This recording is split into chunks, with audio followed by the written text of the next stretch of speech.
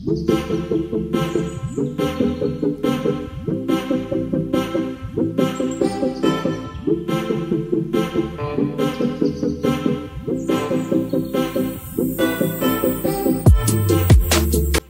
माझ्या चिमुकल्या बालमित्रांनो, आज आपण लिप्पन आर्ट करणार आहोत, ट्रॅडिशनल पेंटिंग टाईप 3.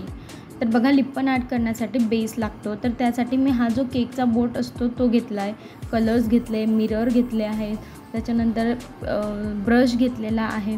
इथे मी जेसो दाखवलेला आहे. जेसो म्हणजे काय, एक व्हाईट कलर असतो. कोणताही कलर करण्याच्या आधी जर आपण त्याच्यावरती व्हाईट कलर केला तर जो कलर आपण नंतर मारणार आहोत तो अगदी उठून दिसतो. इथे मी व्हाईट, तुम्ही ॲक्रेलिक कलरसुद्धा वापरू शकता. तुमच्याजवळ जो वॉटर कलर असेल तो तुम्ही इथे व्हाईट कलर द्यायचा आहे. इथे मी काही पॅटर्न ड्रॉ करून घेत आहे. बघा, एकदम साधा आणि सिंपल ठेवलेलं आहे मी, की ते तुम्ही इझिली करू शकता. हे जे आर्ट आहे लिप्पन आर्ट, हे करण्यासाठी तुम्हाला वेगवेगळ्या प्रकारचे आरसे, फेविकॉल, त्याच्यानंतर जो फेविक्रिलचा मोल्ड भेटतो म्हणजेच क्ले भेटतो ना, तो घ्यायचा आहे. फेविक्रिलचा लिप्पन आर्टचा क्ले तुम्ही दुकानात मागितला तर इझिली मिळतो. मी इथे सिरॅमिक कोन यूज केलेला आहे. हा सुद्धा तुम्हाला मिळाला तर तुमचं काम अगदी सोपं होतं. क्लेपेक्षा सिरॅमिक कोनने अगदी सहज तुम्हाला कोणतीही आकृती ड्रॉ करता येते. म्हणून पेनसारखी पकडल्यानंतर तुम्ही ड्रॉ करू शकता. म्हणून सिरॅमिक पेन मी लहान मुलांसाठी यूज करायला सांगेल की सिरॅमिक कोन यूज करा. बघा, इथे मी पॅटर्न काढून घेत आहे. तुम्हाला माहिती आहे का ही कला कुठली प्रसिद्ध आहे? तर ही कला गुजरातमधील कच्छ जे आहे तिथे प्रसिद्ध आहे. तिथे माती आणि उंटाचं जे शेण असतं त्याचं एकत्रीकरण केलं जातं. म्हणजे त्यांना एकत्र करून हा क्ले बनवला जातो. आपण जो क्ले वापरतो ना, तर तिथे गुजरातच्या कच्छमध्ये माती आणि उंटाच्या शेणाचं मिश्रण करून ही कला केली जाते. जसं आपण सिरॅमिकचा कोन यूज करून ही डिझाईन काढतो आहे, तसं या मिश्रणाने डिझाईन केली जाते. वरती अगदी फेंट कलर जे असतात, म्हणजेच भडक कलर म्हणतो आपण त्यांना, लाल, निळा, नारंगी असे जे कलर असतात ना, ते कलर याच्यामध्ये यूज केले जातात. आणि आरशांचा खूप जास्त वापर याच्यामध्ये होतो.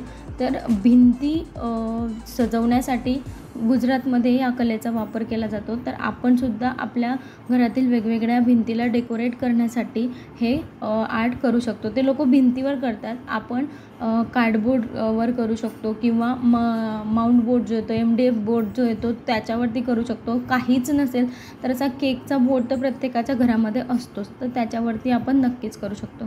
बघा, इथे अशा प्रकारे तुम्हाला जशी जमेल तशी डिझाईन ड्रॉ करून घ्यायची आहे. या सिरॅमिक कोनचा एक हाच प्रॉब्लेम असतो की त्याच्यामध्ये कधी कधी गुठळ्या निघतात आणि त्याच्यामुळे थोडंसं डिझाईन ला प्रॉब्लेम येतो. तर आपण ते ॲडजस्ट करायचं आहे. ही कला ड्रॉईंग करण्यासाठी तुम्हाला जे कलर वापरायचे आहेत ना, ते तुम्ही ॲक्रेलिक कलर वापरू शकता किंवा नैसर्गिक जे कलर आहेत. तर बघा, नैसर्गिक कलरचा सुद्धा याच्यामध्ये वापर केला जातो. जे मेन लिप्पन आर्ट असतं ना त्यामध्ये, यातला माती आणि आरसा ही असं सुद्धा नाव आहे. इंग्लिशमध्ये आपण याला मड मिरर आर्टसुद्धा म्हणू शकतो, कारण याच्यामध्ये आपण क्ले वापरतो, म्हणजे एक प्रकारे मातीच आहे आणि मिररचा जास्तीत जास्त वापर करतो. इथे बघा, मी एकदम फेंट कलर जे आहेत ते घेतलेले आहेत. व्हायब्रंट कलर जे आहेत तेच आपल्याला याच्यामध्ये घ्यायचे आहेत. डार्क कलर आपल्याला याच्यामध्ये घ्यायचे नाही आहेत. कारण व्हायब्रंट कलरमुळे शांतता राहते आणि जे वातावरण असतं ना ते थंड राहण्यास मदत होते. म्हणून आपल्याला म्हणजेच जे मेन ड्रॉईंग आहे त्याच्यामध्ये व्हायब्रंट कलर वापरले जातात. आणि व्हायब्रंट कलर वापरले तर ही जी ड्रॉईंग आहे किंवा ही जी कला आहे ती खूप छान उठून दिसते. याच्यामध्ये वेगवेगळे आकार तुम्ही काढू शकता. इथे आपण लोटस काढलेला आहे, एक फ्लॉवर घेतलेला आहे मध्ये आणि लाईन्स काढून घेतलेल्या आहेत, डॉट ठेवलेले आहेत काही.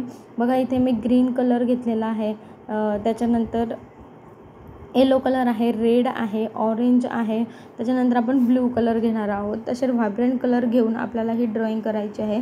कलर केल्याच्या नंतर आणि हे काम करताना ना हळूहळू करायचं आहे. जोपर्यंत जे आपण सिरॅमिक कोनने ज्या लाईन काढून घेतल्या आहे, जी डिझाईन ती पूर्ण वाढत नाही तोपर्यंत आपल्याला कलरिंगचं काम करायचं नाही आहे.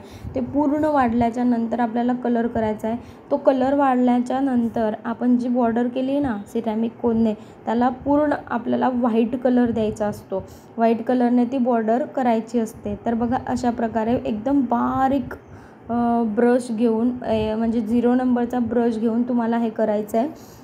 आपली जी बॉर्डर आहे तिला पूर्णपणे पुन्हा व्हाईट कलर करायचा, जेणेकरून ती उठून दिसेल बाकी कलरमध्ये.